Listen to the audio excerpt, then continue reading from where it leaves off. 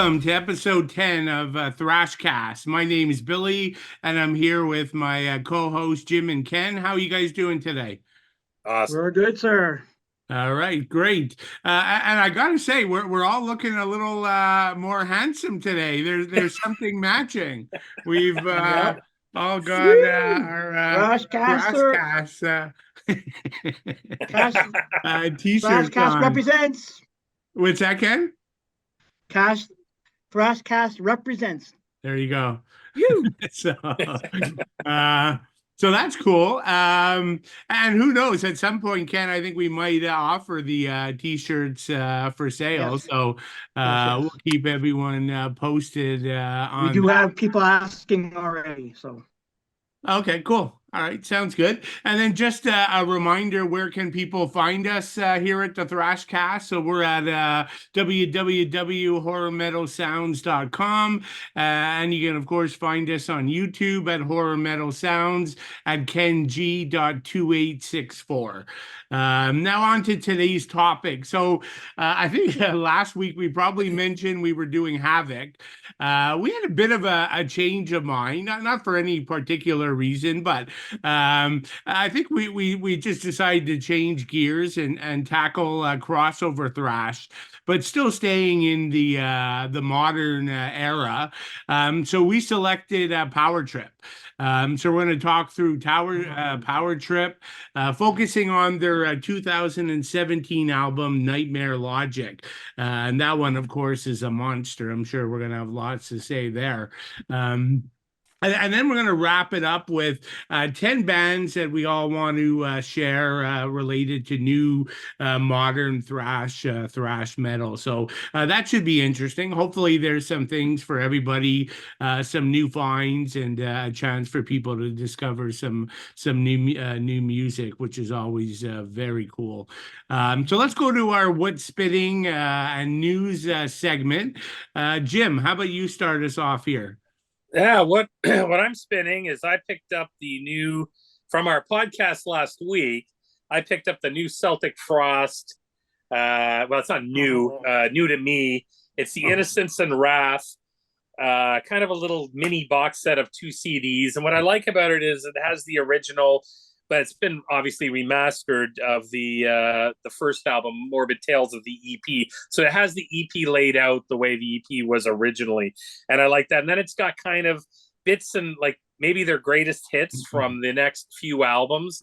Obviously to Megatheron, Into the Pandemonium, and then it skips over. It skips actually. It doesn't have Monotheist on it, and it's got Vanity and Nemesis, a few songs on that, and it's got some other ones like some bonus tracks on the second CD. So it's kind of cool. And what I really like about it is, and the massive amount of artwork that's on it is really really cool. Ken, you'd love this. You guys would love it. I mean, Tom Warrior is the kind of the art director on it, it says, and I just think it's really cool. And it's got some pictures in it. It also has the live EP on it as well. So it's a pretty good kind of setup. I really really liked it, and it's for a fan that may be looking for something that's kind of if you're not getting all the physical copies, which I suggest you should, because even some of the songs on there, it's missing some of the ones that I really really like. It's a great kind of an added bonus to any Celtic Frost collection. I really, really like it. So I've been spending the hell out of that just because I find whenever we pick an album and a band, I all of a sudden get addicted to it, like the week of and the week after. So it seems to be the kind of what happens. For my news item, just something kind of funny, kind of weird I read with Scotty Ian from Anthrax, who apparently sent an email to Kerry King about Slayer sort of coming, I guess, maybe out of retirement for a few shows that they're going to be doing, where he kind of called him out a bit. We were talking about this before, and we think it's kind of maybe it was done in kind of a funny thing. Ken, you probably, you're a big Scott Ian fan, I know, but kind of called out Kerry King a little bit in the sense of like, you guys were retired, now you're not, but in thinking about it, what I think, I mean, with Kerry King and Slayer, Kerry King's got an album coming out, I believe, this week. So, having the announcement of the Slayer shows they're doing in the festivals, I think was pretty well timed with his solo album coming out. So I think there might be a little bit more to it than just the fact of, hey, they were retired and now they're going to do a few shows. But apparently Kerry King has gone on record saying it's just a few shows. But hey, we'll see. It's been many years. I would love personally, to see Slayer come out with another album or another tour. That would be wicked. But that's just my opinion. What do you guys think? No, I would agree. But I don't know if there's going to be a new Slayer album. But I can see where it's timed. I bet you any money the two announcements were timed. Oh yeah. Yeah, I think that's fair. I mean, I would love to see them come back. I would doubt. Well, I mean, I guess you never know a Slayer album, but I think they'll keep coming back for a couple of shows a year. I could really see them doing the European festival scene. I mean, they could go there, hit all the big Euro festivals, make some good money. I mean, at some point, money matters to these guys, right? I mean, getting that steady stream, even if it's just coming back for 4 or 5 festival gigs every summer, I can see that happening. But we know that Tom is apparently in rough shape. Yeah. So I don't think we'll ever get a monster tour again, but. No. But you think, you go to Wacken every year and you think about it, what a good draw. I mean, Slayer, like, one of 2 shows or something in a year. Yeah. I mean, just think of how much excitement it would be for the fans. Oh yeah, I just, you're right. So cool. And how much extra the promoters would pay, right, for those exclusive shows each year. Absolutely. Yeah, for sure. Mm-hmm. We'll soon find out. That's all I got, fellas. Okay. That's cool. All right, cool. Thanks, Jim. So, Ken, you want to take a stab at it? Yeah, absolutely. So what I'm spinning is Rhythm of Fear from 2022. They are a crossover thrash band in the vein of Power Trip. They're from Jacksonville, Florida. Been listening to this album all week. There's a couple little tidbits that's kind of interesting or tied to this band. Now they have 2 members, the drummer, which is Logan Miano, and guitarist Cody James, who are in this band, are also touring or were touring musicians for Leeway NYC. Now, Leeway, of course, disbanded, but reformed back in 2016 with original vocalist Eddie Sutton. So he basically renamed the band Leeway NYC. So both Logan and Cody were actually a part of the touring lineup. Now, the sad thing is, though, Eddie died just back in April 19th, apparently from cancer. So I'm not too sure what's going to happen with the band, if Leeway is going to continue and all. But at least both Logan and Cody have their band Rhythm of Fear, which is pretty good. It's very much in the vein of Power Trip. You can check them out. It's on Spotify if you want to listen to it. But it's a pretty strong album. I've been listening to it all week. That's all I got for the spinning part of it. My news item is actually a big announcement, or a fair amount announcement, from Exhumer. They have a new bassist, Alex Voss, that was just announced. Now Alex is joining the band for their upcoming tour. They also, in conjunction with that, announced a brand new record to be released in either late 2024 or early 2025, which is great. I'm glad that they're back in action. They are touring dates in August with Hyrax. And Bill, you're going to like this because they are playing Wacken this year on Saturday, August 3rd. Wicked. Okay, yeah, no, I knew that, yeah. So they're playing that one day. But I've enjoyed Exhumer's return to the thrash scene. They've been released some pretty good albums, so we'll see what they got in store with this one. But that's all I have for news items. I could be wrong. I don't know. For some reason, I'm thinking Hyrax might be at Wacken as well this year. It could be. They're saying all of August. All of August, Hyrax and Exhumer are touring Europe. They've got a month of dates. But maybe that Hyrax makes sense. Usually when there's a tour, they squeeze Wacken in, and everybody on the tour goes. It's like a tour stop. Yeah. I'm sure Hyrax would be there. It would make Okay. sense. Yeah, I'm sure I saw them there. That'd be cool to see them. Yeah. Oh yeah. Yeah, Hyrax is great. Cool. Cool. All right. So, in terms of what's spinning, so in the spirit of new modern thrash bands, Mm. um, so I got a Wartooth. So these guys are from Australia. The album's from 2020, called Program Dichotomy. This is just outstanding old school thrash. Very much in the vein of Exodus. So if you like Exodus, old school Exodus, you gotta love this. Uh, so I mean, they definitely wear their influence on their sleeves. Um, as many of the bands we'll probably talk about do today at times. It really run by two brothers. It's really a two-man band. Reason why I mention them here and not in the our later tens, because they actually broke up just after they finally got this thing Oh, out. okay. So the guy signed it for me and shipped it over from Australia Nice. during COVID. It only took like 3 months to get here. But so I'll be honest, I don't even know if the album's still available or if it's on like Apple Music or Spotify. But if anyone can get a hold of it and you like thrash, it's a must-have. Um, and then one news item, I just sort of saw it across the wire yesterday. The band Wraith are releasing their fourth studio album entitled Fueled by Fear on Prosthetic Records out June 28th. And for those who don't know the band, they basically play primarily a blackened thrash style, maybe blackened speed metal at times, if that's actually a thing. You can go on YouTube and check out the first single. It's called Heathen's Touch.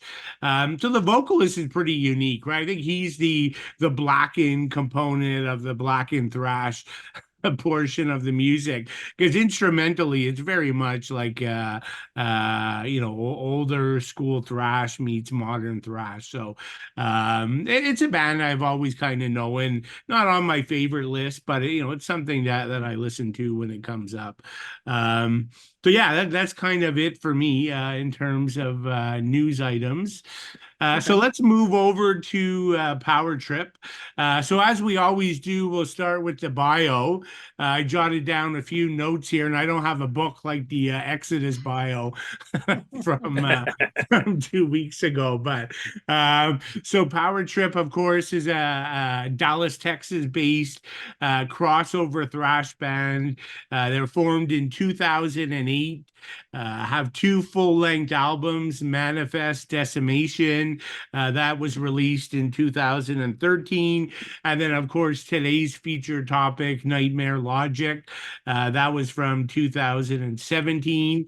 And if you want to dig even further, there's EPs, demos, a compilation album. But I do have to call out their live album, Live in Seattle. I mean, that is one of the best live thrash or crossover thrash albums ever. I mean that show. I mean, whoever recorded that thing captured lightning in a bottle. It's really special. So highly recommended that live album. So in terms of lineup, as at the time of Nightmare Logic, we had, of course, the recently passed Riley Gale on vocals. We had Blake Ibanez on lead guitar, Nick Stewart on rhythm guitar, Chris Wetzel on bass, and Chris Olsh on drums. So I mean, Power Trip's a band that was really gaining momentum. The live shows, I mean, I saw them a few times live. Easily the best new band that's out there in the thrash genre that we're playing live shows. Their Nightmare Logic hit the Billboard charts, which is kind of Wow. cool. And of course, they earned a Grammy nomination for Executioner's Tax. So that's pretty cool as well. And then, of course, the major news is everything, really suddenly came to an end with the sudden death of Riley, who passed away at age 34. It was a drug overdose. I think it may have been fentanyl, but Yeah, neither here fentanyl. nor there. It's, of course, sad to see Riley go. The band wasn't really sure whether they continue. News stories were, well, we might continue, but it would be in honor of Riley. And then the next thing we know, in December of 2023, Power Trip performed their first show. Without Riley, and then that, of course, had vocalist Seth Gilmore from the band Fugitive. So they also played a few more shows after that, I think 2 or 3. And guys, you can correct me if I'm wrong, but I haven't seen any actual announcement that the band's 100% going forward with Seth. He's a permanent member, and they're starting work on new albums. Have you guys heard anything to that effect? No, they just announced that he's going to be touring with them coming up Yeah. in June. That's the only thing they've said. Yeah. So we're all assuming that he's going to be the vocalist going forward. But there hasn't been like a formal announcement about a new record or anything like that. Just they're doing a date in June, as far as I can see. Yeah, Yeah. like he seemed to be He's just odd dates. Sorry, Jim. He's listed as a current member, but I don't know how accurate that is. Like, that could be just somebody putting it online saying that just because, like Ken said, he's they're talking about some live shows. So so far. Yeah. Well, I guess time will tell. Yeah, exactly. All right. Well, so either way, I mean, folks can get a chance to.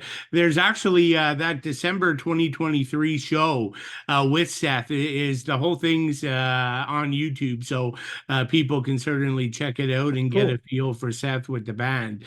It's a really sort of interesting venue. It looks like it. I don't know if you guys saw the video, but it's like in a downtown area, but the roof area is open. So yeah, like I saw that. Yes, the residents probably love that venue. I bet. Or the non-metal ones, anyways. Yeah. True. Okay. So then a couple questions, as we always do, I thought of just related to Power Trip or the situation Power Trip finds themselves in. So first question, and we'll start with you, Ken. So what do you guys, the question is, what do you think of the crossover thrash genre specifically? And what were the bands that got you into crossover thrash in the early days? Well, for me, it would have been 2 bands to start with, and then it would have been Corrosion of Conformity and Leeway were the first 2 bands that I got into. And then right after that, that's when I started getting into DRI, Wehrmacht, Suicidal Tendencies, and it went from there. There was also Cryptic Slaughter, which I liked a lot. Then you got, of course, Sod, Anthrax, Connections, Mod. There's also Cerebral Fix from the UK, which I also liked. Yeah, they're a really good band. Of course, modern time, Municipal Waste. Who doesn't like Waste? They're great too. And my other personal favorite is Toxic Holocaust. So that's kind of the bands that I kind of associate with. I know there's more, like Suicidal Tendencies I do like as well, but that's the grouping of bands that I kind of really like out of the scene. I'm sure there's more though. Yeah, but that's my list. Okay, cool. How about you, Jim? Pretty much the same. I mean, probably Suicidal got me into. I mean, they were probably one of the front runners, but like the Cro-Mags even probably throw themselves in there as well, which is really good. Municipal Waste. I mean, come on, these guys are legends. SOD, DRI. And COC, Corrosion of Conformity, is probably them and probably Suicidal and probably Power Trip. Those are just, I mean, Power Trip being definitely the newest, but Corrosion of Conformity is freaking awesome. And the first few albums, especially, were, and I even love their 90s stuff is really, really, I mean, their whole catalog is really, really good. So same thing, just they got me into it. And I think the first one I probably picked up was You know, How Will I Laugh Tomorrow When I Can't Even Smile Today. And I mean, I remember that album's one of my favorite albums. And I love the pure energy of it. But all these bands, it adds like kind of a feeling of like you've got that punk crossover with thrash metal, and it kind of joins the two things together, keeping it. I find it. I'm a bit of a punk fan, but I'm definitely much more of a crossover fan. I think I like the heaviness, and I like maybe the organization a little bit better than just pure punk music. Although I do like some punk as well, but I just love it. I mean, it's just great stuff, and the earlier the better, as far as I'm concerned. But I mean, Municipal Waste and Power Trip's fantastic. They're legendary, and you know, and Municipal Waste awesome. Yeah, nice. Yeah, no, I mean, for me, that was probably like one of my favorite types of thrash.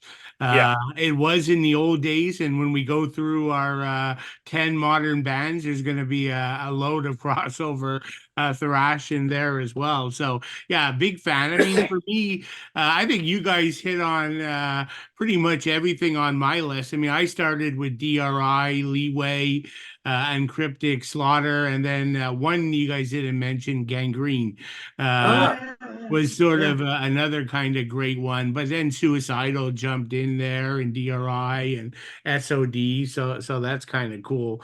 And yeah, just like you, Jim. I mean, and Ken, all the modern stuff, all those bands are great. Municipal Waste. And I think just, I mean, one of the things that I love about crossover, and it kind of ties to what you said, Jim. Whereas punk and hardcore is a little bit more chaotic, whereas crossover thrash is more like somewhat controlled chaos. So that makes sense musically, but the shows are outrageous, right? Yeah. I mean, the mosh pits, and the bands don't necessarily take, they don't take themselves super seriously, right? So there's a lot of crazy stage antics and funny stuff. I mean, whether it be Municipal Waste or whether it be Toxic Holocaust, or even some of the old bands are quite interesting to watch. So yeah, I'm kind of in the same boat as you guys. But you think about Suicidal Tendencies. I mean, they were banned from playing live for what, 7 years in LA, like because they were just so. It was, and they played that one show in front of, I think, Tower Records, and they got shut down. And it was like, oh my God, this. And when I was a kid, a young person, I was like, I gotta see this band, man. They're banned in LA. Like, come on, it's LA, and they're band there. I think this is great. This is awesome. They're so out there, and I just thought it was so cool, so cool. And I still, to this day, whenever I see like Mike Muir talking about it, or they're doing it, like whenever you watch the history of thrash metal on, like, I don't know, say on Tubi, and that they always have the programs. They're like 6-parters. They always go through the crossover start, and and you've got like, it's just so cool to see those bands of that time, and they were considered kind of outlaw compared to now. But I think bridging the gap between metal, thrash metal, and punk had to happen, because we're all kind of, in a way, kind of outcasts. We, like, our music is kind of like that. So it's pretty cool to join forces like that and come up with something, as far as I'm concerned, that just absolutely kills. It's exciting. Yeah. Going to Suicidal, though, sorry, Billy. No, you go ahead, Ken. Just a quick point. Suicidal, with that video institution, that is like one of the ultimate classic videos ever. Yeah. I totally love that video. That song is great, but that video is what you were just saying about being on the outside and being an outsider. That video perfectly eclipses the whole point of like outsider music. Like, the parents want to institutionalize him, and he's like, just give me a Pepsi and I'm fine. I love that video. That video is fucking awesome. So yeah, good point. Yeah. Well, yeah, I think you know how they have these themed tours, right? Like they need to do like a crossover tour. Like, you Yes. know, I mean, all these Yeah, bands tour, but like bring some old and new bands. Like what a lineup. Like bring I mean DRI still out there, Suicidal, like bring those two and then grab like Municipal Waste and yeah. I don't know, Toxic Holocaust. Toxic Holocaust, I'd add. Or Power Yeah. Trip would be even better, but Yeah, yeah, regardless of who's singing. But like that would be a monster tour, right? The new and the old, you bring in the old fans and new fans. It'd be good for both bands, right? They attract new audience absolutely. at these shows. So Yeah. True. I don't know. I guess maybe Thrashcast will have to get in the promotion business and try You to put never a know. festival together. Hey, we got the shirts. Yep, got the shirt. Exactly. Exactly. Okay, so the next question I think logically comes. So we talked about Seth. He certainly appears to be with the band. So what do you think? Is he a fit for Power Trip? Does he make you happy, not happy leading the show? Jim, why don't you kick this one off? I think he's a good fit. I mean, I want Power Trip to continue. So always have. And I mean, you know, when there's such limited amount of Power Trip stuff, Mhm. material that, you know, I mean, it's really sad what happened because these albums are monumental. And like, I got to get it. I'm going to pick up that Live in Seattle album because I've heard, I mean, Billy, you've been raving about it. And I know online they've been talking about it. And I've played it on Apple Music. It sounds fantastic. But I mean, you know, some of these songs just they have to be played. And I think I saw some of his live stuff and I think he fits in. I'm for it. I say go ahead. I say yes. So, you know, and I'm usually a fickle guy when it comes to this sort of thing. I got to admit, on the first Pantera, when Pantera had it, you know, suggested they were going to go out there 2 years ago, I was a little bit like, yeah, I don't know. But now, I mean, everybody's on board, and it seems to be. I mean, the fan participation is amazing. Hey, what the hell? Let's do it. I mean, Billy, I think you've seen them once or twice this year, and Ken, you probably have seen them, and I'd love to see them even in this incarnation. So why the hell not with Power Trip? I think it's okay. Cool. And that's the for folks the live album if anyone Yeah, there it wants is. Yeah, to yeah, yeah. but what I'd I mean, this comes with like a beautiful photo booklet. Like the Nice. pictures Cool. of Riley in this book are just like stunning. Like this is the way Okay. I remember him. Like the Yeah. man was a machine on the stage, right? Like Yeah, he yeah, spent yeah. as much time in midair as he spent with his feet planted on the floor. But yeah, this book alone, this booklet with all these beautiful like band photography and I mean, this Nice. is worth getting the album alone if you're a Power Trip fan. But so sorry, I digress. We're getting off Yeah, no topic. problem. But yeah, just those pictures are what a memory of Riley in that. So Yeah. I don't know. I mean, getting the CD version may not be the same. Like the pictures will be smaller, but Mhm. at least. Mhm. So sorry, yeah, Ken. How about you? What are your thoughts on Seth? Well, I don't have the same thoughts. Um, I had a feeling I could tell Same by with the me. look on his face he was going no. somewhere. Well, okay, so this is how I take it, and I'm seeing a lot of people have the same thing. He sounds a lot like John Tardy. There's a very much an obituary vibe to the vocals. And True. I don't they're not a match. Like, yeah, it's aggressive, but Riley is one fucking hell of a singer. That guy, that guy's a beast on the mic. Riley writes all the lyrics to the band to Power Trip. So the other thing about Riley that I liked is the fact that he has punk rock sensibilities because all the lyrics, and we're going to talk about this shortly, all the lyrics are about the idea of condemning power, greed, and corruption. He talks about the idea of using force and standing up for your conviction. A lot of those kind of lyrics you get in punk rock. So I don't know if this dude is capable of doing that. Like, is he going to be able to step in and write those kind of powerful lyrics? I'd say I don't know.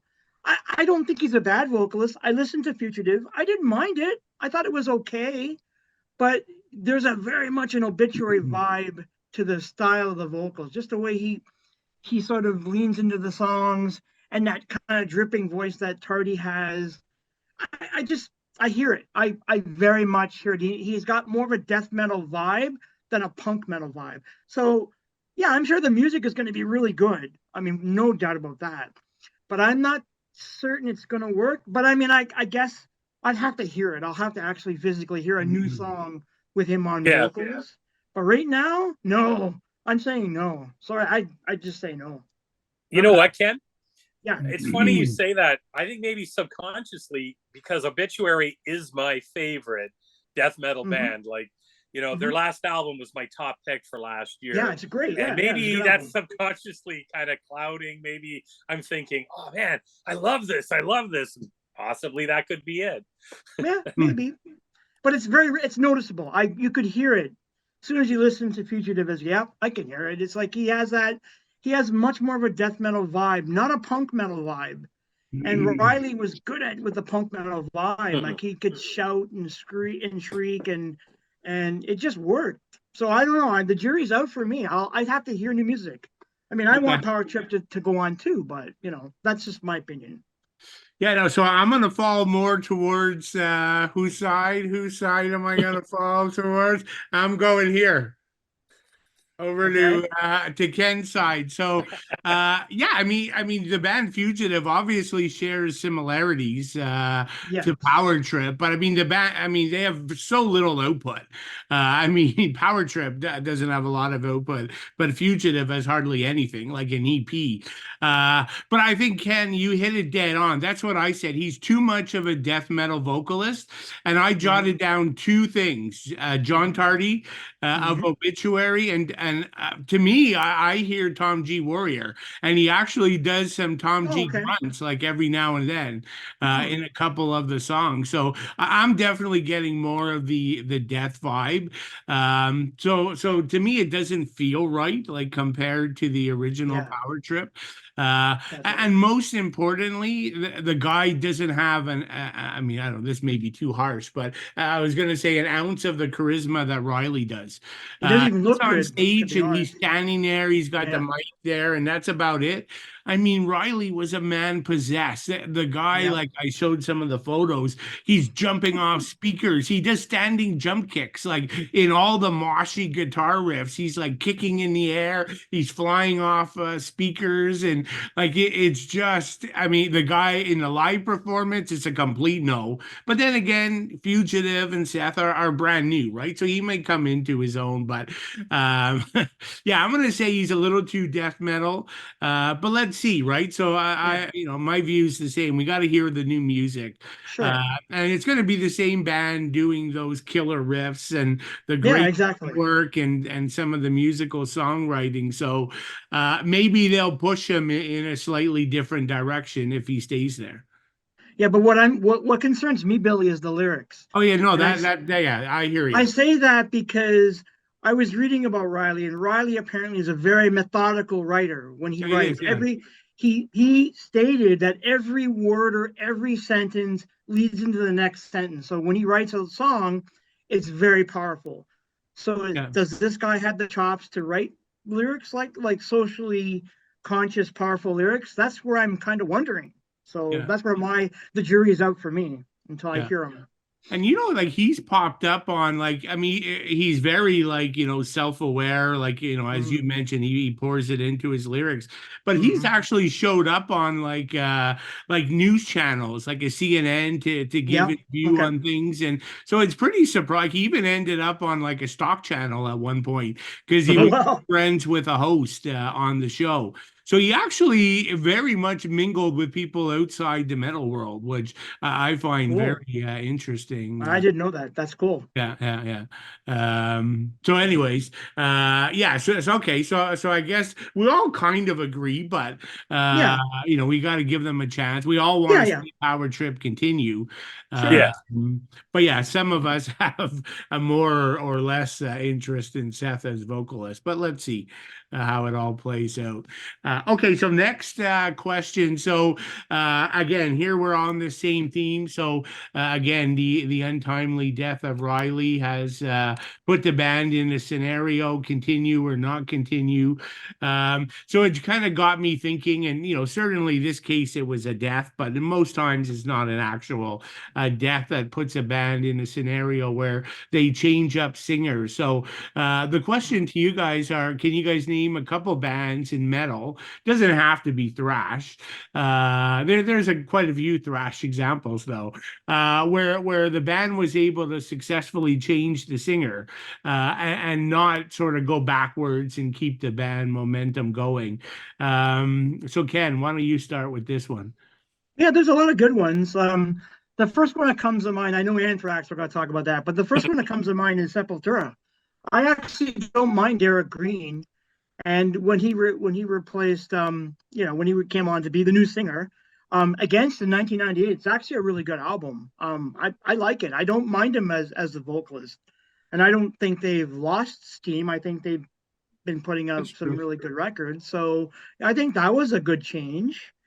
Although I'm not a fan of Killswitch Engaged, I do think Howard Jones did a decent job stepping in for Jesse Leach.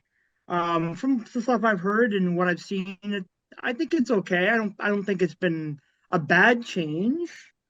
The other one would be, of course, Anthrax. I think John Bush did a really good job with them. Son of White Noise is a really good record which I liked.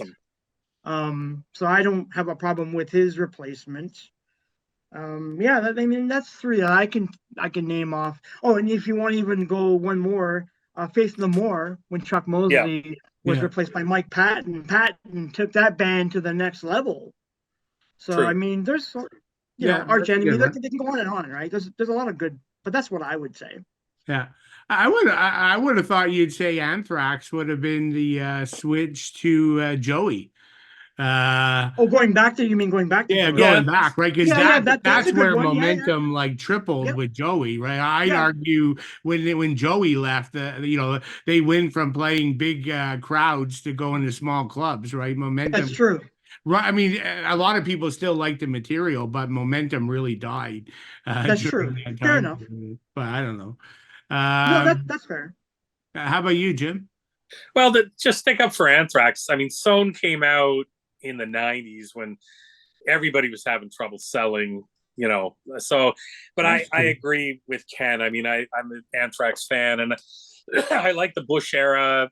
I like all Yeah. three eras. And I mean, only one era was one album, which was kind of the start of the whole thing with Neil Turbin. But, one of my favorite, a great example, which you could argue, and this isn't technically heavy metal, but could be, is, you think of Van Halen. I Yeah, mean, yeah, Very true. there's a lot of people who are in camp Sammy Hagar or in Diamond Dave's camp. So, I like the older Van Halen as more of a rock band than I do like anything from 5150 on. And then they had their other lead singer, which was a terrible fit, which was yeah, Gary same Cherone. guy. So, Yeah, Whatever. but I really think Deep Purple, they've had, I think, that's true. 4 singers. So you got Rod Evans for the first 3 albums, which I think he was 68 to 69, which I actually don't even own these albums. I started with Probably in Rock is what I've got in my collection. And, the Gillan years is kind of where it happened. But you got to give David Coverdale some love here, because Burn from 1974 is a absolute killer album. I know that Machine Head sold more and was the big kind of breakout album for Deep Purple, and then you go, David Coverdale ended up doing like, Stormbringer, Burn, Come Taste the Band. And then all the way to like the early 80s, you bring Perfect Strangers out with Gillan again, who returns. And it's kind of a true to form album. I mean, that album did really, really well. And then you had Joe Lynn Turner in there for, I think, just one album where he did Slaves and Masters, which was another good one. So you could debate. I guess it would be the same thing in a way with Black Sabbath. I mean, and that's an easy one. You go from Ozzy to Dio. So, there's a lot of people in both camps. I like both.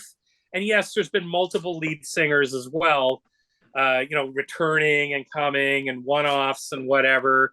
the new Tony Martin era is coming out, actually being released this month as re-release finally and remastered, which is going to be great. If you're talking about success and true to form, I think those are some, and then obviously a lot of people would bring up Judas Priest. I don't necessarily think that was true to form.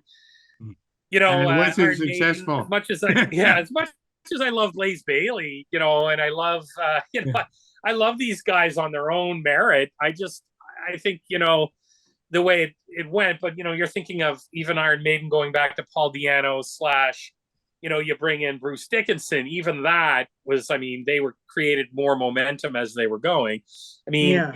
But still, then you have something like Motley Crue, which, they get rid of their lead singer for one album. In my mind, I thought the 94 Motley Crue Karabi album was better than anything they put out after Shout at the Devil. Everything else is shit. So, and Vince Neil, I hate to say it, but I think if Vince Neil had died and they had to get a new lead singer and they couldn't go backwards, I think they'd probably be better off today. Not better off that he died, but just that it would be no going back, because Generation Swine was garbage. And, and then the problems they're having now, they're selling out stadiums, but they're not selling out stadiums because of any new material. And their new song is absolute garbage in my mind. So, it just depends, I guess. But there's some great examples there for sure. And I think that Sepultura for me is one too. I know there's a lot of people who are split on that camp, but I like them. I like both. Yeah, I like it. I like it a lot. Yeah. Yeah, no, the Sepultura one's interesting. I definitely prefer the older Max years, but I don't hate Derek Green. I like Derek Green better live for sure. I think he does a good job live. And yeah, you're right, Ken. Popularity, they're probably more popular now than they were. I think in the so. old days, right? I think so. And they barely play the old material, right? Everyone's driving there and going to see the new stuff. So be it. I had a couple. So I had Napalm Death. Good one. Barney Greenway joining in and sort of switching things a little more to the thrash side, right? Coming up with a Harmony Corruption album, and great the album, still going strong, right? So he was a great, because the previous guy was a little too extreme, right? So this he was and on a more at least mainstream for Napalm Death. The other one, I guess, a little debatable. It depends on what camp, but it for sure wasn't any less successful. Would be Cannibal Corpse. I actually prefer Corpse Grinder. I love the old Chris Barnes albums, but I prefer when Corpse Grinder sings those songs. But so you can argue. They were very popular in the old days as well, but they're at least as popular, maybe more. Pantera would be the other one. Obviously they never would have broke big without Phil, the previous singer. I like the old Pantera material. I know you do as well, Ken. Me too. But at the end of the day, it was Phil and that cowboy sound that put the band right on the map, the lead of the metal pack essentially in the 90s. The other one I had was kind of interesting, Halloween. So, I love Kai as a vocalist, but at the end of the day, you bring Michael Kiske, who's arguably the best singer in metal, or one of the top three, depending on where your tastes lie. But the Keeper albums, there's no doubt that brought the success of the band to a complete new level versus the older Kai-led stuff. So, those are the ones I had. Arch Enemy. We missed one. We missed Arch Enemy. Yeah. And Barnes as well. He went on to do 6 Feet Under, but other than the first couple of albums, maybe up to Warpath, kind of lost me after that. Even the new album, I'm not to get sidetracked here. I'm not into it. I'm done with him. It's terrible. That album's awful. The new album. And I tried. Well, you probably did more than I did, Jim. So I just gave up. Okay, Smart. so let's dive into the album again. So Power Trip, Nightmare Logic. We got 8 tracks, so relatively short. It's like a just shy or just over 30 minutes, and it's a monster. And so I have a feeling we're all going to agree here. But let's do our track by track rundown. So track number one, Soul Sacrifice. Ken, why don't you start? Oh yeah, this is a really good song to start us out because you get the distortion at the beginning, Yeah. and it's like that sound of static, and then it kicks in hard, and then you get these really raspy vocals, these really hard on the vocals. There's that shriek he has at the start of it, which I really think like sets up the song. And I also like the vocal.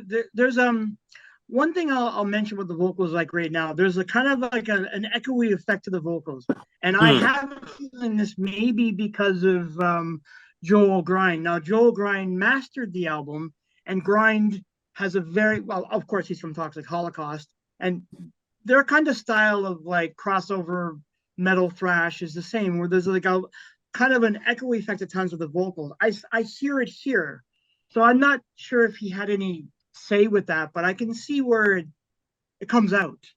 But the song itself is great, and I like the fact that his lyrics are hard as hell.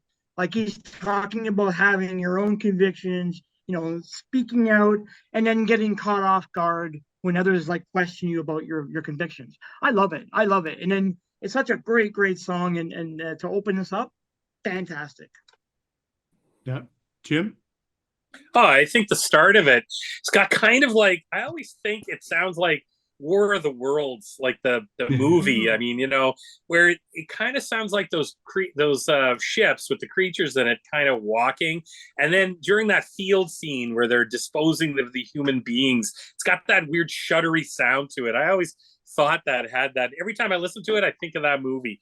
So, but I mean, the guitar just cuts in right after that, and the song just explodes. And I mean, at 140, that scream that just sends the song kind of into a massive thrash experience. And what I like about it is a lot of these songs start off with, some of them start off quicker on the vocals, and then some don't for quite a while. So it's pretty neat. And it's a heavy song at 3:33 exactly.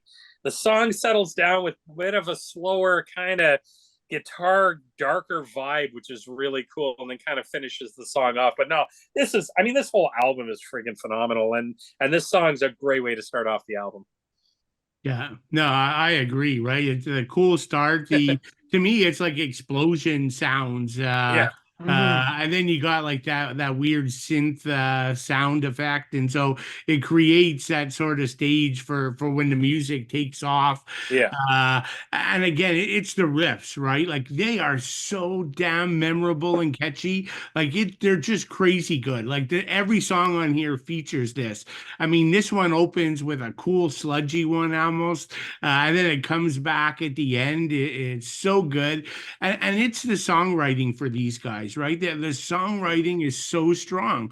Like, I mean, it's thrashy, right? It's heavy, it's fast, but it's also every song is really catchy, right? So, and they're really good at putting the like these mosh-inducing hooks, like at the exact right place, right? I mean, the pounding drums that are following along with the killer rhythms. I mean, oh, it's so good. I mean, there's some great guitar leads, and Riley's voice. Like I love his like raspy vocal tone, and I like that he's not too punk or not too hardcore. Like he probably leans more thrash, but with a hint of that stuff. So for me, I find he's like a perfect like one of my favorite like crossover thrash singers for sure. Yeah, it's just an incredible thrash song, but delivered with like hardcore like attitude, right? So yeah, no, I'm with you guys. It's a classic, and a great way to start. And but then the monster coming up here, a Grammy nominated. Not that we really give a shit about the Grammy Award. Executioner's Tax. Jim, why don't you start here? No, I mean this would be in my top 10 thrash songs of all Yeah. time. I mean, Yep. this is one hell of a song. I mean, that guitar riff. I mean, oh my god, this song has it all. And I love you hit it on the head with his vocals. I mean, it's clean, but he has that gruff. So, and I can see where you guys are a little worried with maybe Power Trip possibly turning to maybe a bit more of a blackened thrash band rather than keeping their crossover sound, which is just so it's in this song, this album. So yeah, I mean this is another wicked drum track, and the swing of the axe, great chorus. I mean, this song has it all. It's just you're leaving Soul Sacrifice and you're heading into this, and this just you feel like there's no return after this because this is such a good song. But I mean, there's the whole album is awesome. But yeah, this is definitely probably one of their most recognizable guitar riffs, probably. You know, for Power Trip fans, anybody out there, boom, they know exactly. As soon as this comes on, you know exactly what it is. Yeah. No, I'm a big fan. Yeah, I would say the same thing. Like if I were to put together a playlist with like my top Yeah. thrash songs, this has gotta be in there. But one of the things I love, like I'm sure you guys notice this, like the first three songs, like there's practically no break in between them, right? Like Yeah. you might get a fraction of a second at most, especially when you go from Execution or Tax to Firing Squad. There's nothing. Like they just Yeah. roll, right? It just further backs up the intensity of the album, right? They don't have time to give you a break. Like we're just gonna rip right through this. But yeah, just a brutally good track. I mean, the chorus is so catchy, and the backing vocals jump in here on this one, and you know the swing of the axe when they're all singing that. It's really cool. Perfect. Again, the tempo changes. Like these guys know where to put that, right? So it's so memorable. It just becomes ingrained in your brain when you hear the song. The whole song is a bloody earworm as far as I'm Yeah.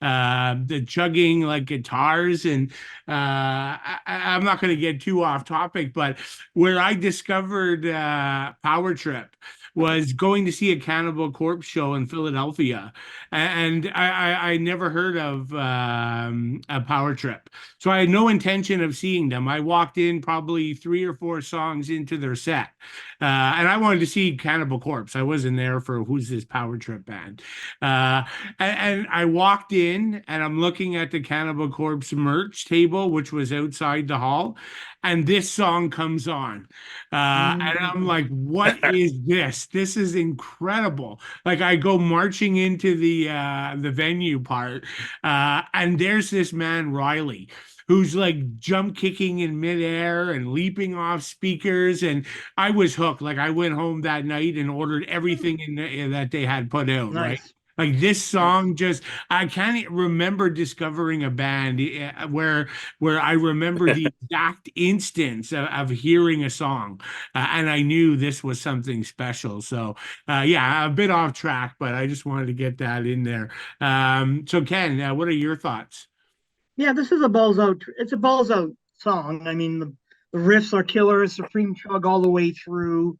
It has, in my mind, there's an '80s thrash vibe here, and I'm going to mention Totally. Creator because that's where I got out of it. And I'm saying that too because when you listen to the lyrics, he's writing about some kind of vengeful executioners coming to right the wrongs of what's ever happened. So, and that's a creator staple. They wrote that kind of thing in their earlier albums. So I'm going, I hear a lot of creator in this, just in the aggressiveness of the song, just the way that they approach it. It's not long, but it's like you say, it's memorable. You won't forget the song, Mhm.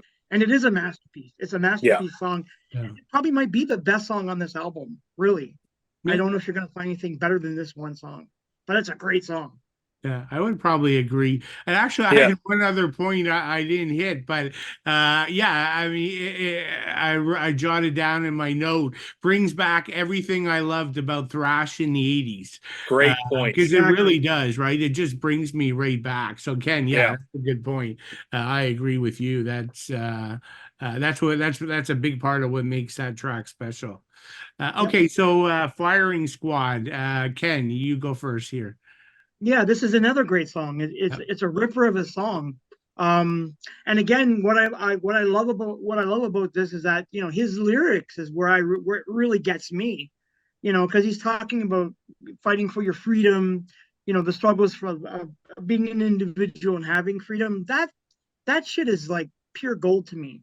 And just the way he handles the song is so great.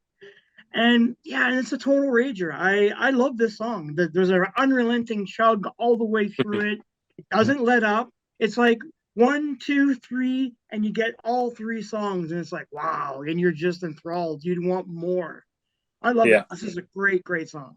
Yeah, it's too bad it's only 3 minutes, but but that's all you need though to get the point. Good point. Yeah, which is true of the whole album, right? The short one. Yeah. Jim, what are your thoughts?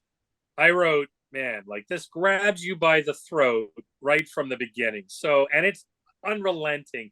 I mean, around the 2-minute mark, it kind of slows into a slower pace, but it's just wicked. And I find it's got kind of parts of towards the end, the back end of the album's got kind of a really old school Metallica riff to it that it just kind of earworms me every time I listen to it. But oh yeah, this is like you're leaving Executioner's Tax and you're heading into this and you're wondering, can things get even better? And things are just chugging along. And I mean, this album is just so good. And yeah, I kind of wish it was longer, but I like you guys said, I don't think it can be because I don't think they could keep that up for that amount of time. I mean, like, geez, we're not talking any heathen 9-minute songs here. This has to be quick and in and out, boom, that's it. Because it's that it's got a really cool controlled brutality to it. And I love that. Yeah. You know who they remind me of? They remind me of Sacred Reich a lot. Because if you watch the first Sacred Reich album, is a killer album, and it's short. All the songs are short. That's what it reminds me of. The first, the first album. Yeah, not the later stuff, but like that first album where it's unrelenting, balls out thrash. It reminds me of this a lot. Which was my number 1 pick in our. That's why I'm bringing it up because I can see why you like this band, and I get it. I totally understand why you like them. Yeah, no, cool. So far, I mean, I already mentioned it. Like, I love the way this thing just instantly rips from the previous track into Firing Squad. I mean, this one's more vicious than the previous two. This is it's a perfect comedy, not comedy, a perfect combination of. I mean, they could be like it's just catchy, but it's also brutal. Right. Like, and I think that's one reason why they became so popular. Because, the catchy hooks really appeal to a broad audience. But for old school guys like us, there's enough like meat and potatoes here to put a smile on our face every time.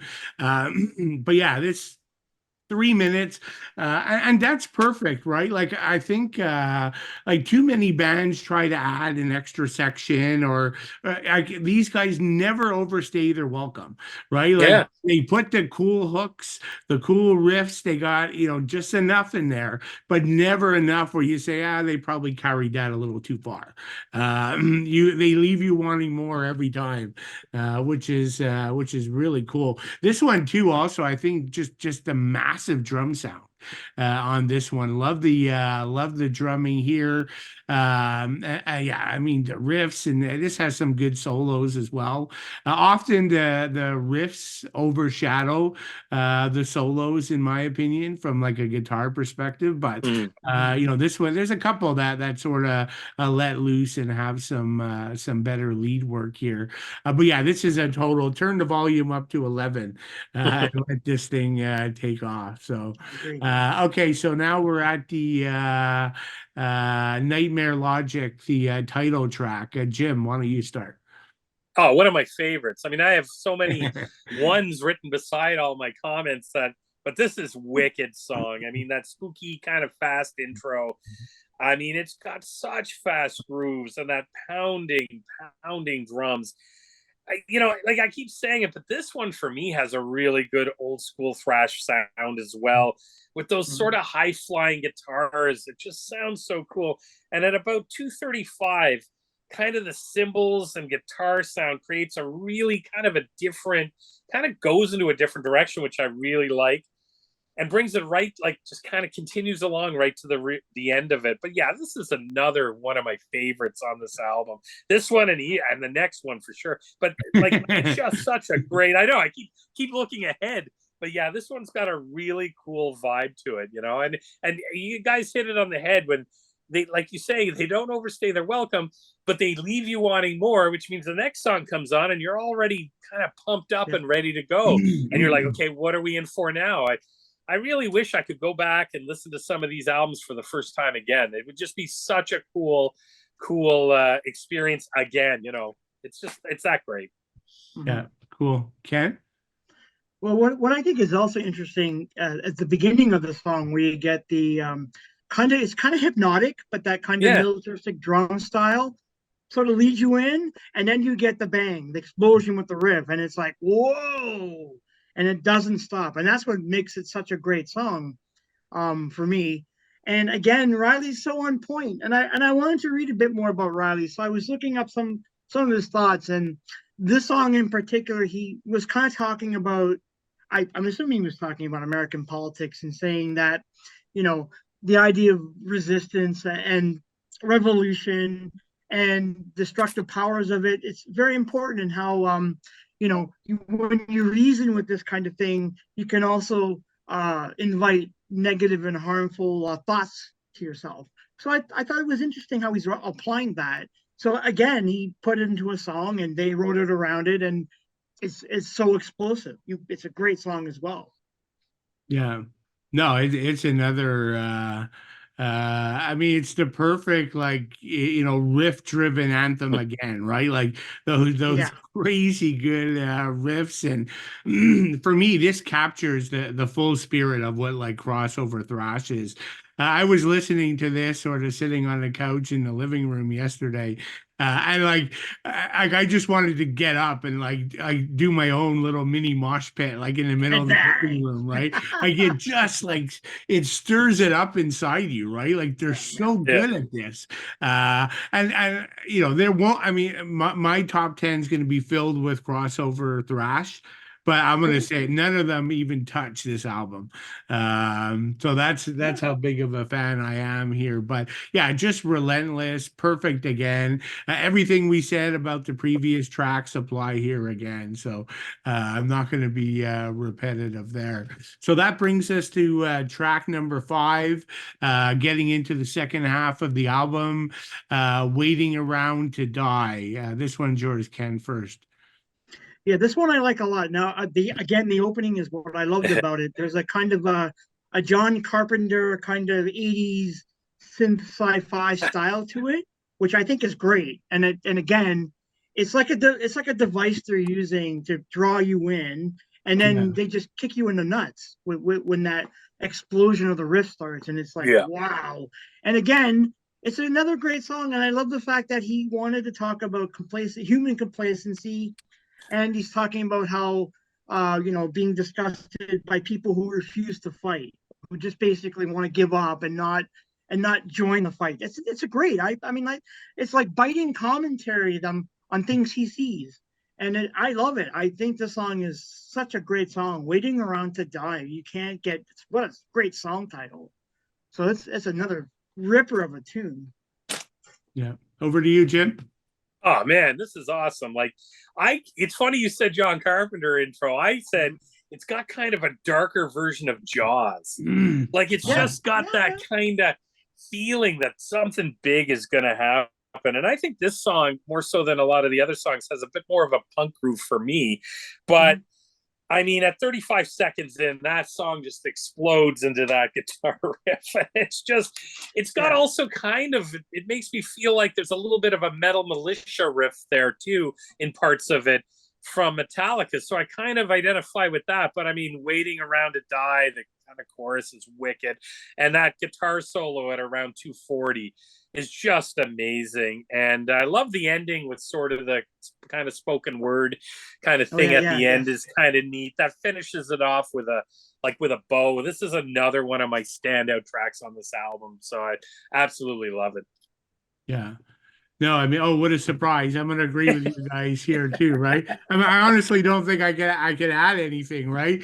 Again, like this one, maybe like it has some good pacing in it, right? Like they really do a good job of again slowing down the rhythm and speeding it up, and again, they do it so well, right? The transitions are perfect, and that goes back to the songwriting, right? For these young guys, I mean, to write these like hook-filled like songs like this is just a testament to the talent that they have. But again, those crazy riffs are just every song is rooted in like these brilliant riffs, right? Like many people do an album and they might have like one or two good riffs, right? I mean, every song has one or two good riffs here, but yeah, no, I mean, I agree with you guys. You said it all.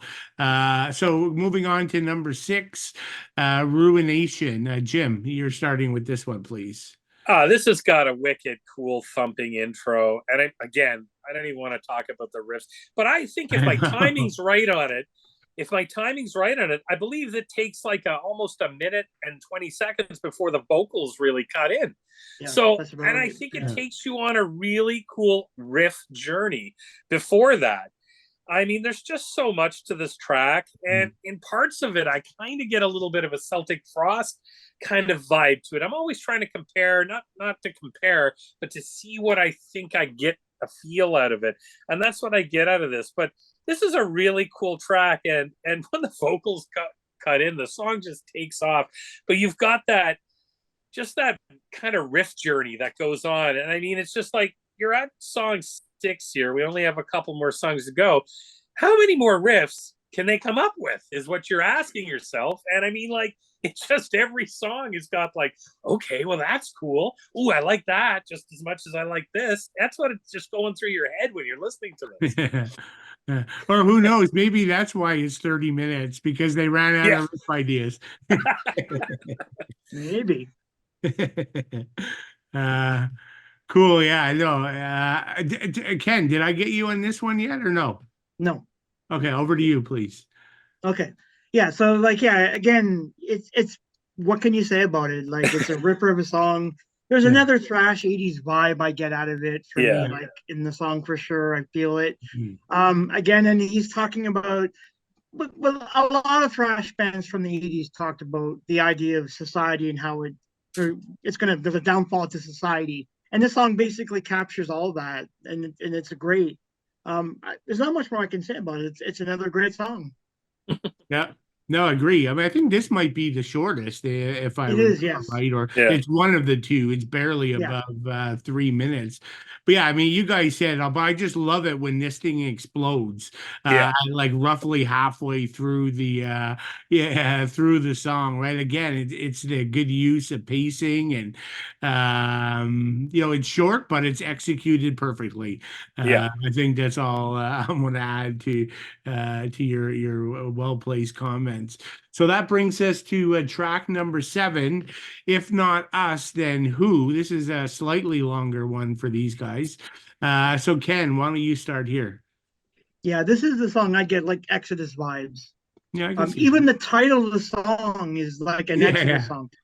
It screams it, and it's a longer song, but I really like it. It's basically, lyrically, it's a call to arms or call to action, and you got to rise up and stand up. And I love that vibe.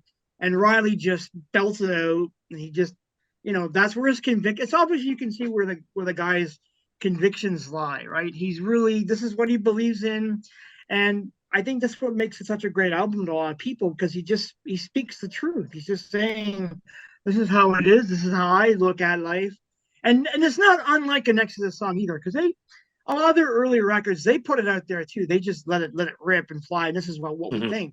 So I kind of see some comparisons, but I love the song. The song is great as well. Yeah, no, I agree. Like, I definitely get some 80s thrash vibe here. And this has, given it's a 5-minute track, it's got more time to sort of do some of the lead Breathe. work, which comes forward Yeah. here. So yeah, I think that's really cool.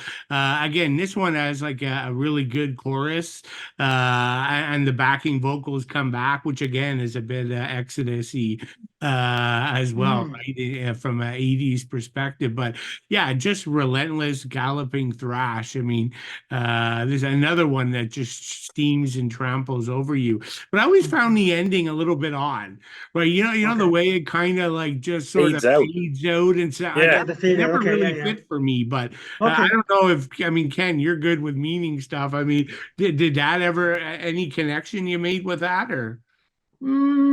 I didn't, but I thought it was a nice little device to fade out. Like Same I here.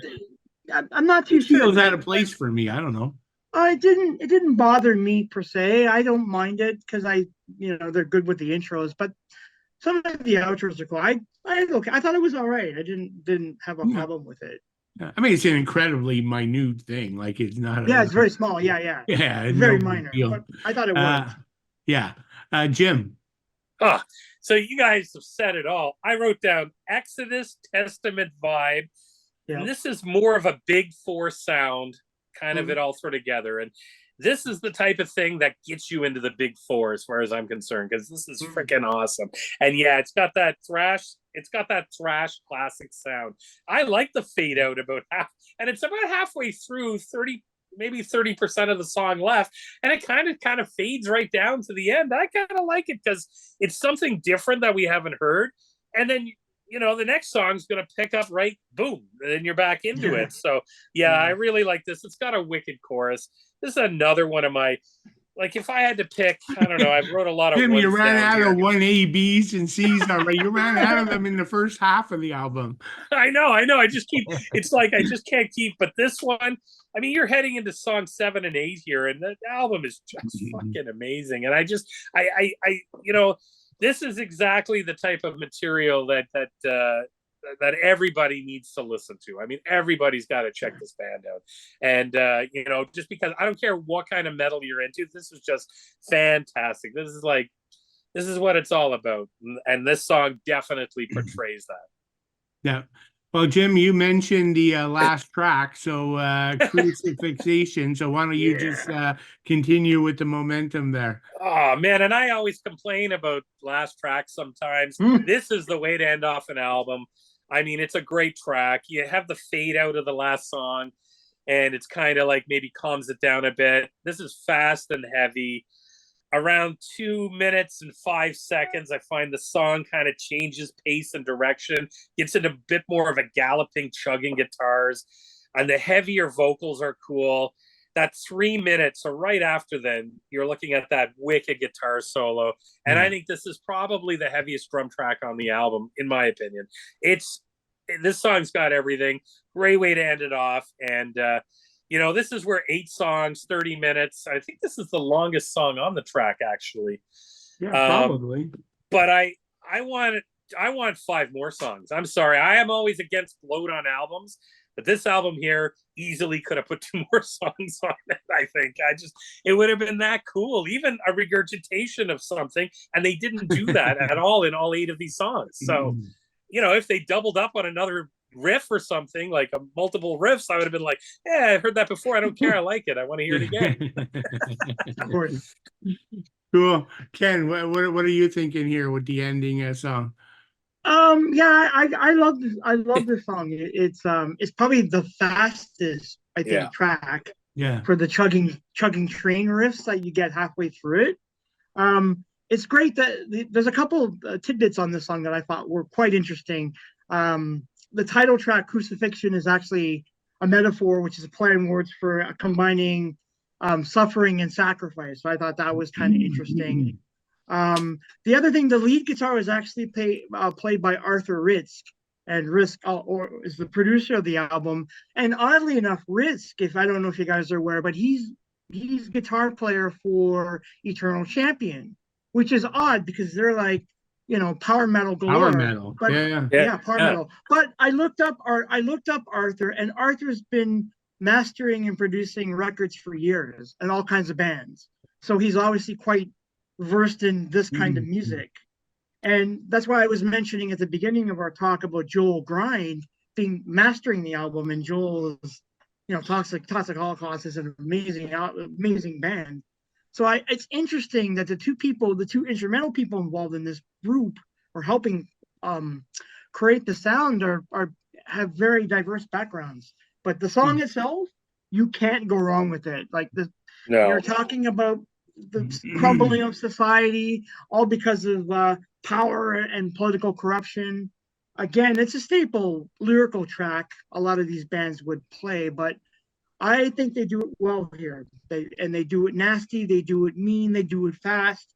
And as Jim is always saying, it's the best way to end off an album. Yeah. Yeah. And so that's interesting. So like one of the best things for me are the solo in this song. And so are all the solo parts done by non-band members, or he's just jumping in for a brief one?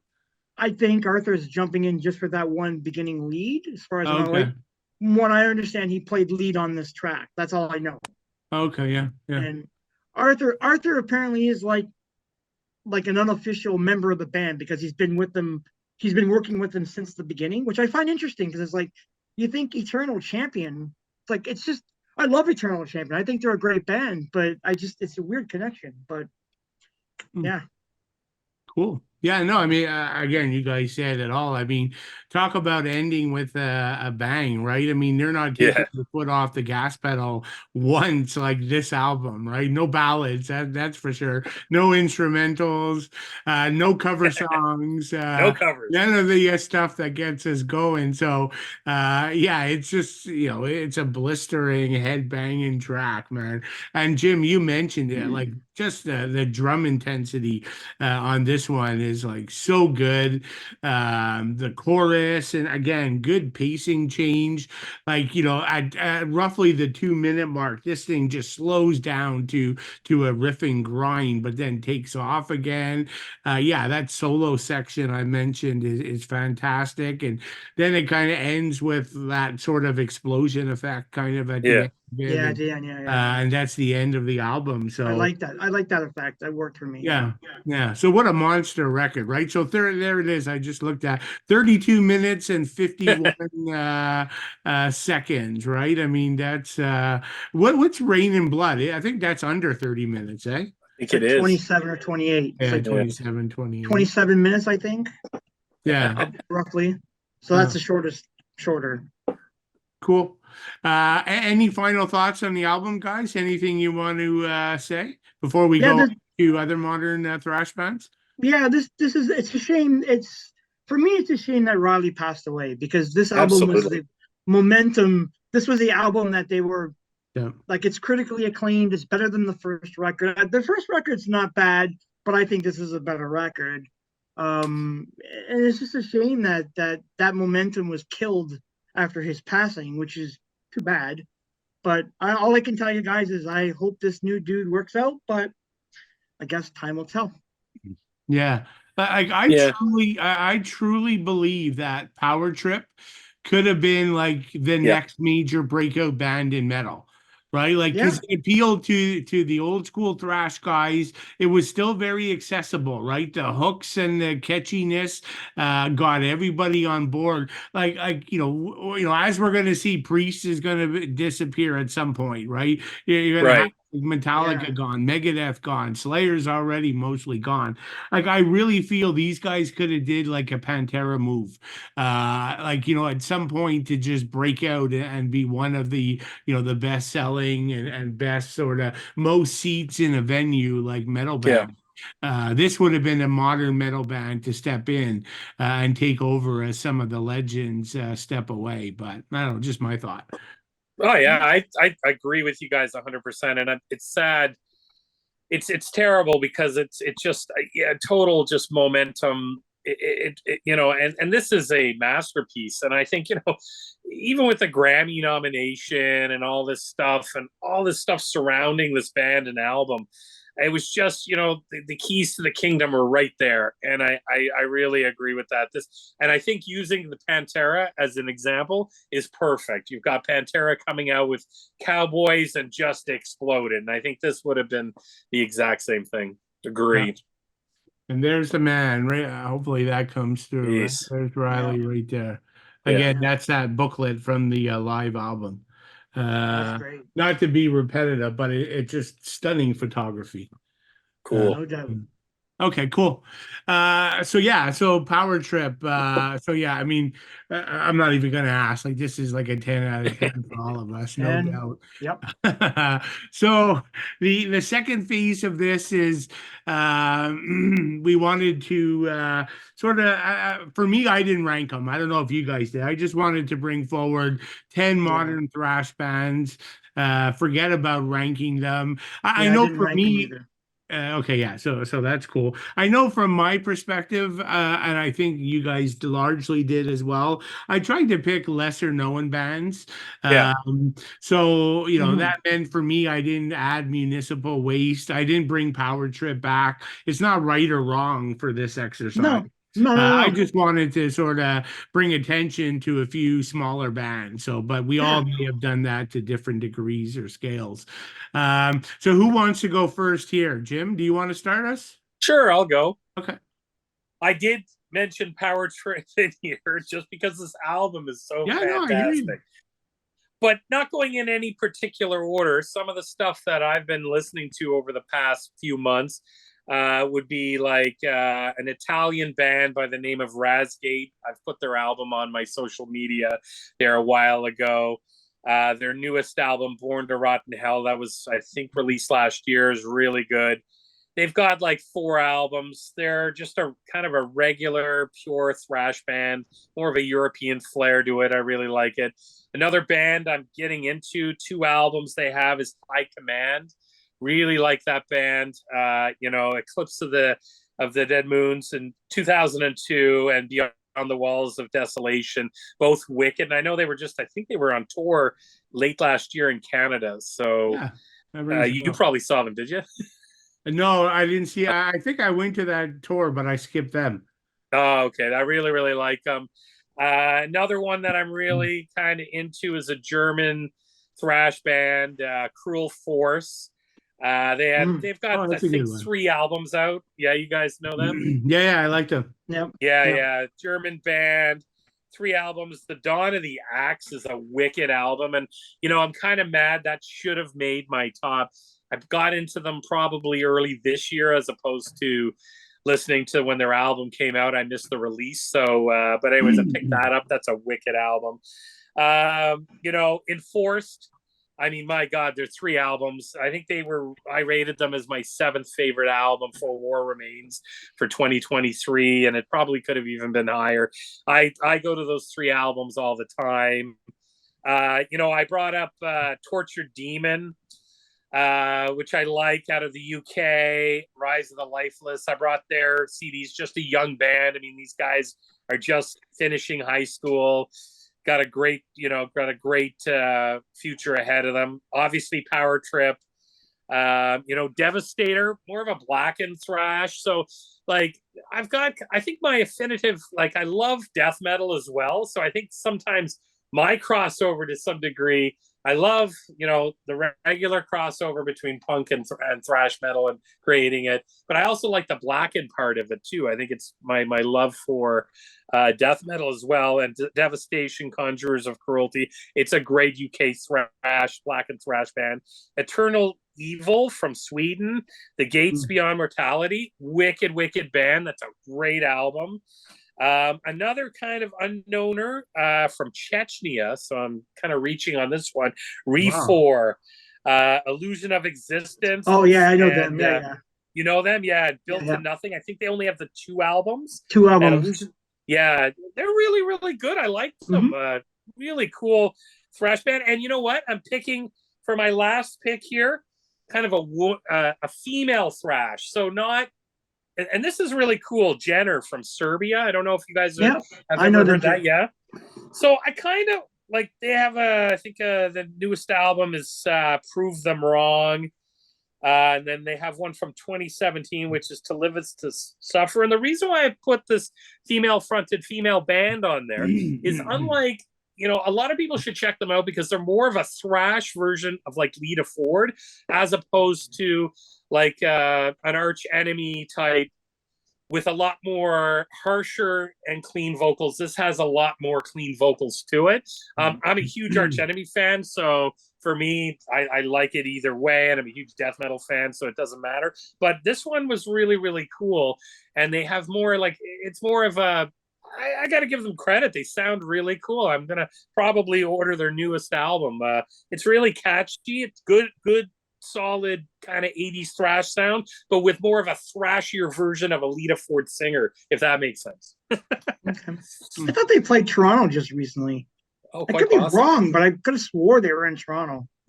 Anyways, those are my picks. Those are 10 that I have in no particular order, but I would go with Enforced as my favorite kind of, and High Command's up there too, but that are actually putting out lots of stuff. I mean, you've got Enforced putting out 3 albums in the last so many years, and each album just keeps getting better and better, Yeah.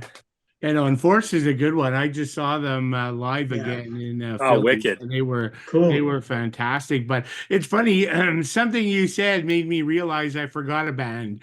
So when you said Black and Thrash, I forgot about Hell Ripper from. Oh yeah, that's a good choice. I should have had Hell Ripper. So that's a good choice. I totally forgot about that. I don't know how I missed that, but anyway. Okay, Ken, how about your list?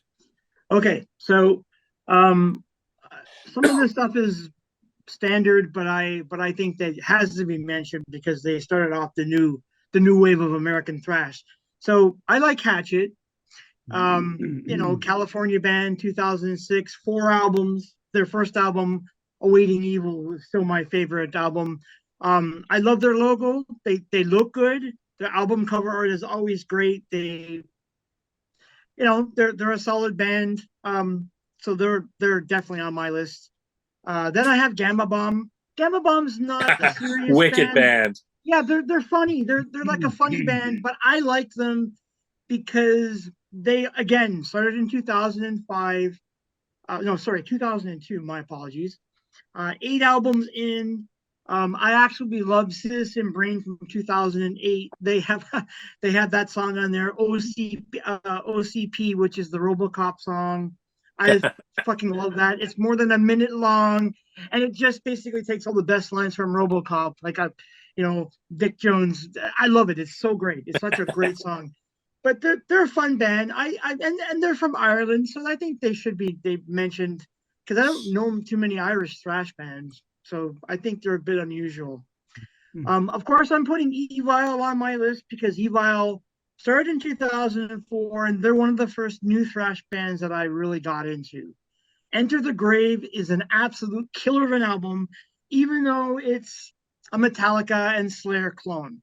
That's the only knock with this band that there is that they love Metallica, so we get that. But that first album with First Blood, the Rambo song, my favorite song on that album, We Who Are About to Die, that is a killer song.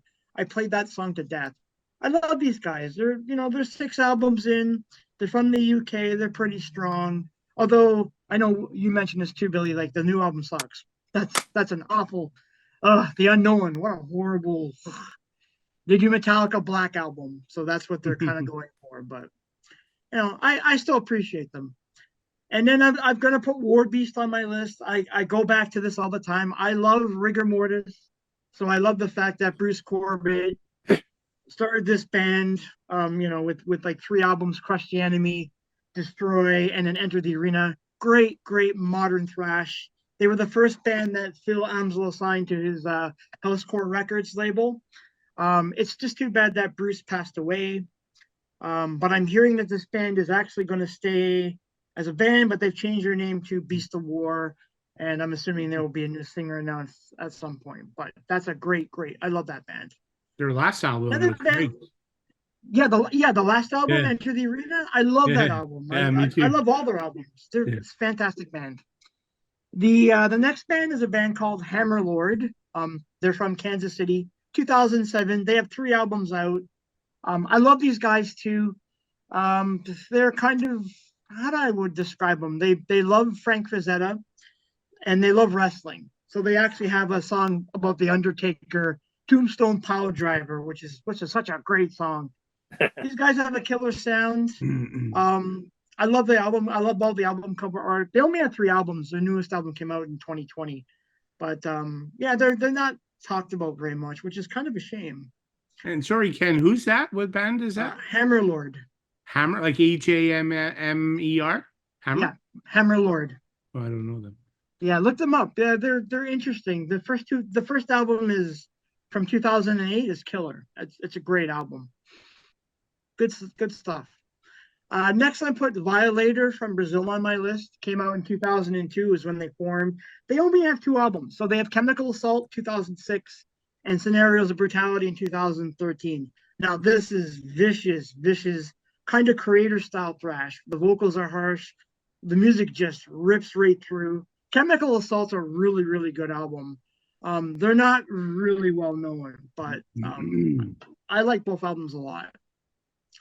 And then I have Toxic Holocaust. I put them on my list because I just love Joel Grind. This guy's a one-man band, technically speaking.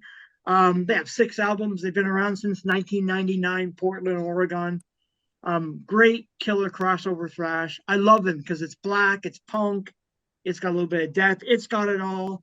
And I appreciate this guy. And obviously ties in tonight's talk about Power Trip because he mastered the album for them. So I love this band.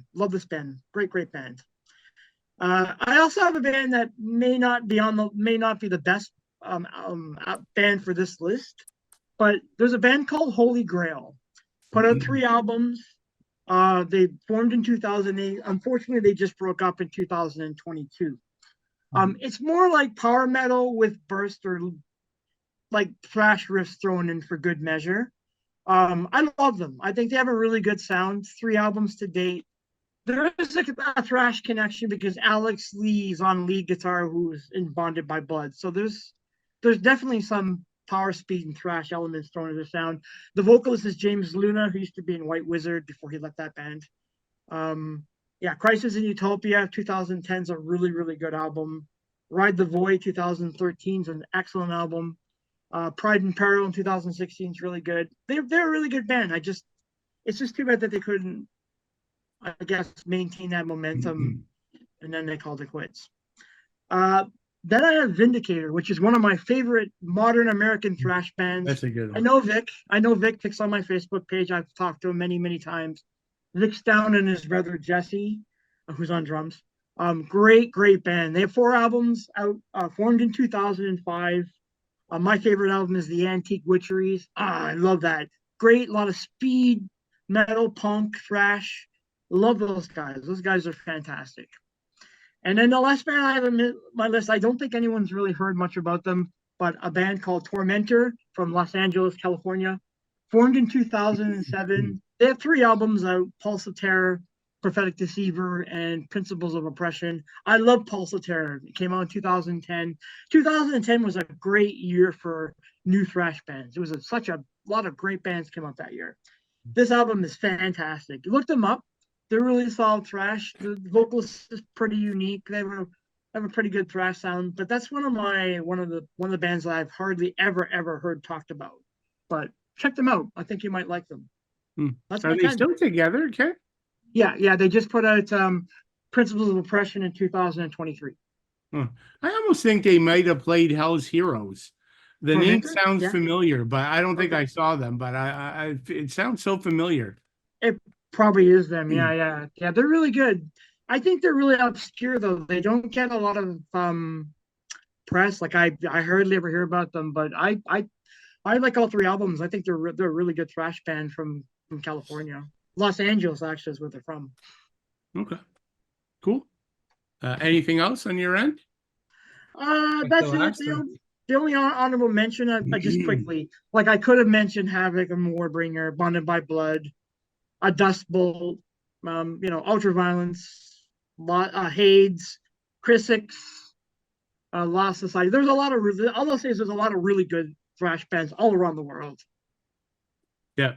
Did you hear that last? You mentioned Dust Bowl. Did you Yeah. hear their last album, their recent Yes. one?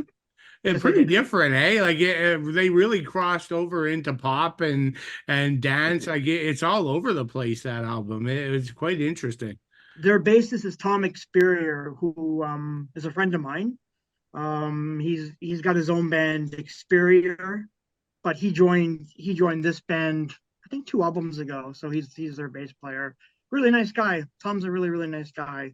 He goes by Tom X on Instagram and stuff. But Oh, yeah, maybe I'm he's thinking a of a great guy. different. I was thinking of the German band, Dust Bolt. Which one? Yeah, that's the one. Is it so? They're That's the German. one. Yeah, Okay, that's the one. Okay. yeah, the German. Yeah, yeah, yeah. You're Yeah. right. Okay. You got it. Okay. One of Okay. the modern German thrash bands. That's Yeah. you Yeah. know, I like them too. Yeah. yeah, Okay, so I got cool. 10 as well.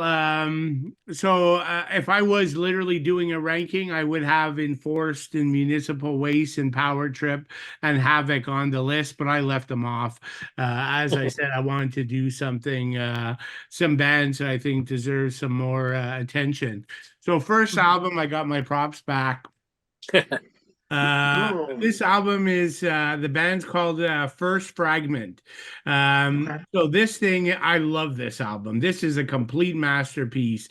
It's basically progressive technical thrash. The vocalists lean slightly death metal, but they Oh, also bring all world instruments. Like these things will be like pure, neoclassical shred mode, and then they're doing like flamenco guitar all of a sudden. Like these guys are from Quebec. They've got 2 albums. This one, Glorie Eternelle, from 2021, is a total masterpiece. Musicianship right off the chart. Most of these guys have played in every major technical, like Quebec death metal or thrash metal band that in existence. So these guys are legendary on the Quebec scene. The one thing I'll warn people, they sing in French. So given the that's what I was going to vocals ask lean you. a little more to death, it's not Mhm. like a showstopper because you don't always hear vocals perfectly clean. So, but second band, and this is one of my most recent like favorite bands. We're going crossover, modern crossover thrash, Oh, and Drain. Yeah, going yeah. Drain, like 2 Cool. albums only from California. Hmm. But I mean, these guys have the spirit and the energy and the intensity of all the old school crossover thrash bands, and just amazing live. This album, so like I said, 2 studio albums. This one's the more recent one here, Living Proof.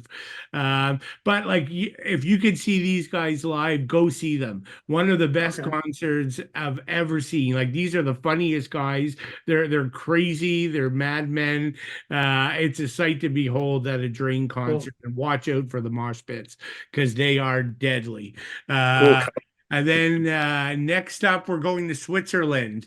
Band formed in 2008, Freakings. Oh, So like the word freak, but with ings on the end.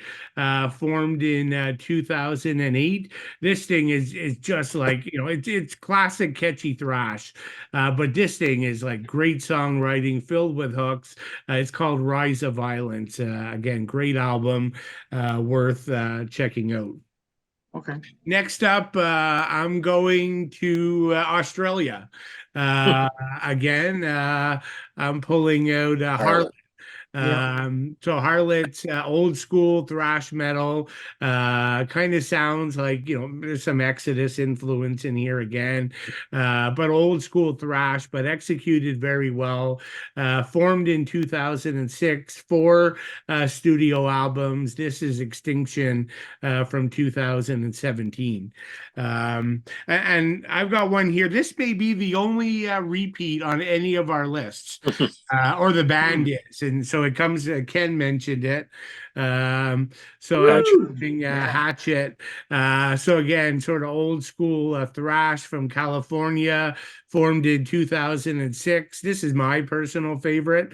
Okay. This one was 17 or 18, dying to exist. Great band that needs some more attention. And then speaking of a band that absolutely needs more attention, like I discovered this from somebody on Instagram, but the band is called Paralysis. Oh, They're okay. from New Jersey, in the US. This is like pure crossover thrash. What does the hype sticker say? The new album from old school thrash crossover band. So Nice. yeah, Cool. this is just great songwriting. It's a bit quirky, but you give it a couple listens to, and I think you'll love it. This is 2020. They have 2 albums. This is called Mob Justice. It's a great one. Okay. Next up, we're going. Oh, I'm out of. What did I do here? I'm kind of all out of order.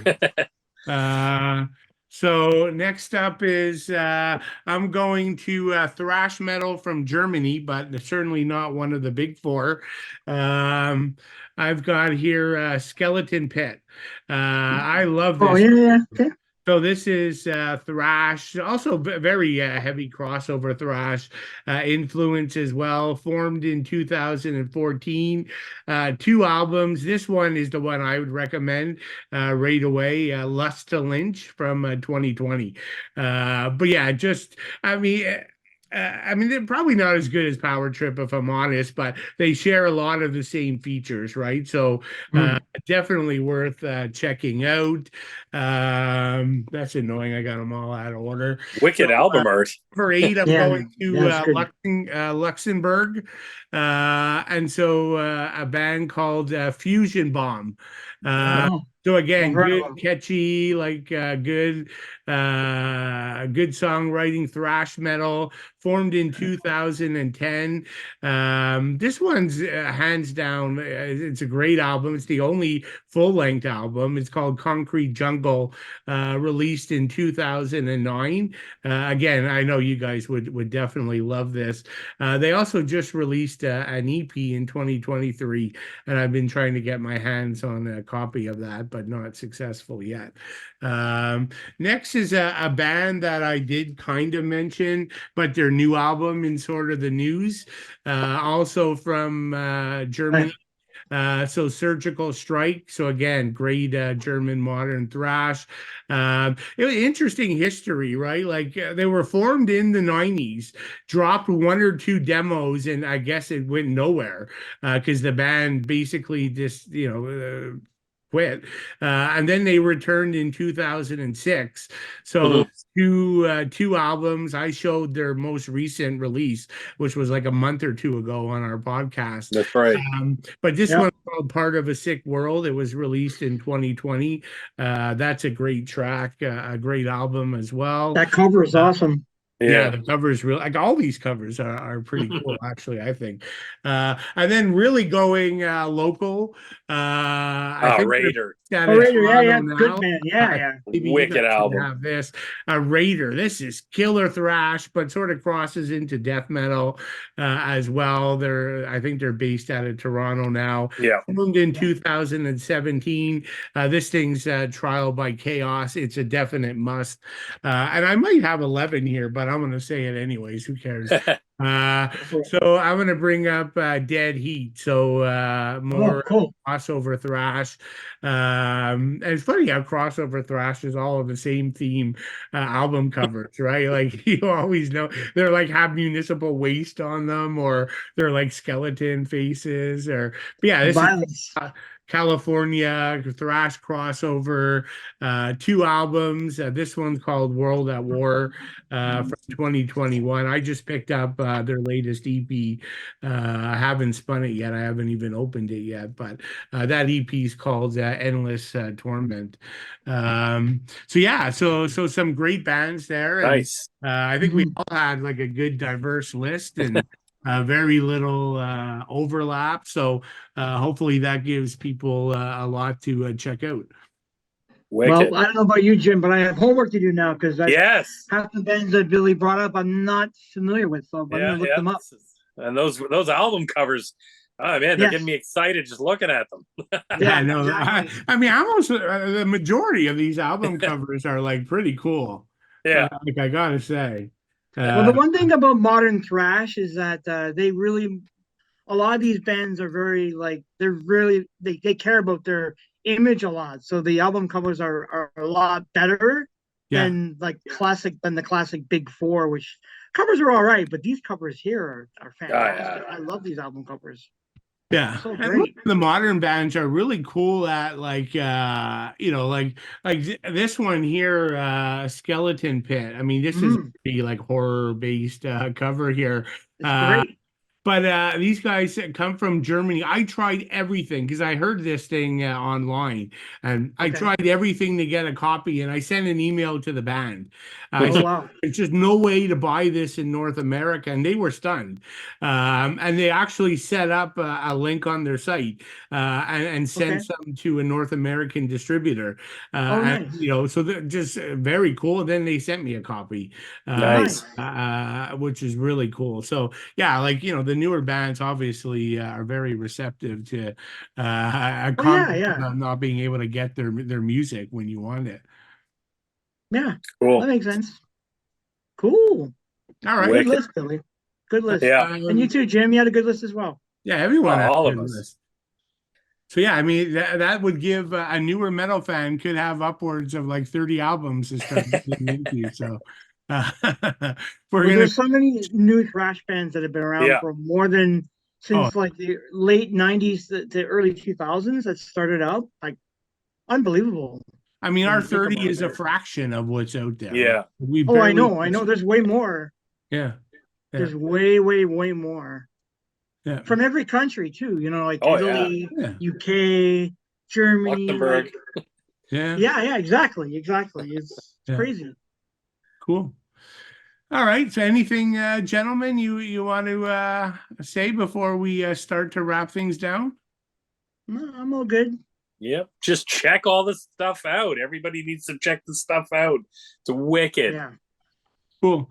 I just thought of it now, Ken. Like are we still looking for some names for the album giveaway or Yes, we are. where does Yes, that yes, stand? please. Yes, if anyone wants a copy of our last CD giveaway, which we a couple podcasts ago, please drop us a comment on the video. It'll be out on Friday. Just hey, give us a shout. If you have any thoughts about our list, please do, and we will pick a winner or a comment, and we'll send you the CD. Wicked. Awesome. Okay, And so I have it right here. Sorry. oh, you got it. There we go. There you go. So Cerebral Nice. Scar. Follow the liar. And it's band signed too, wasn't it? Or Yeah, it's signed by the band. That's right. yeah. All right, cool. Well, that was another fun episode, guys. I had a blast there. So that wraps episode 10 of Thrashcast. So Wow. logical question, what's going to be Thrashcast number 11? So I don't know who to give credit to for this one. It was either Jim or Ken. We were coming up with realized we didn't have a next week topic picked up. So we're going back to old school thrash. So in the US, Anthrax. A little bit of debate about what album to pick, but we landed on Among the Living from 1987. So yeah, I think that'll be a good discussion. I'm probably not as big of a fan of Anthrax as Ken and Jim are, but I certainly have all the albums and there's parts of the discography I certainly like. Awesome.